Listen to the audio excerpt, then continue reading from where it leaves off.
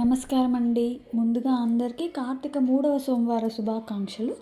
ఇవాళ మనం చూస్తున్నామండి అలంకరణలో స్వామివారు అమర్నాథ జ్యోతిర్లింగ అలంకరణలో చూస్తున్నామండి.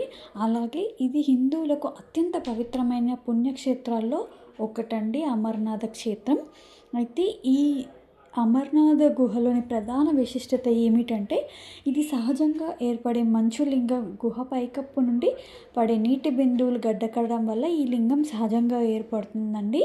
అయితే ఇది దశల వారీగా పెరుగుతూ తగ్గుతూ వస్తుంది. వేసవి సమయంలో అనగా మే నుండి ఆగస్టు మధ్యన ఇది అత్యధిక ఎత్తుకు చేరుకుంటుందండి. ఆ తర్వాత మెల్లగా కరుగుతూ వస్తుంది.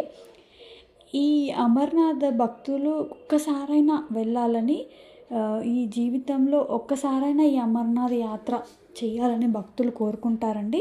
ఎందుకంటే ఈ యాత్ర చేయడం వల్ల మోక్షం లభిస్తుందని, 1000 రెట్లు ఎక్కువ పుణ్యం దొరుకుతుందని ప్రగాఢ విశ్వాసం అండి. ఈ యాత్ర చాలా కఠినమైనది అయినా సరే వెళ్ళాలని కోరుకుంటారండి. Thank you.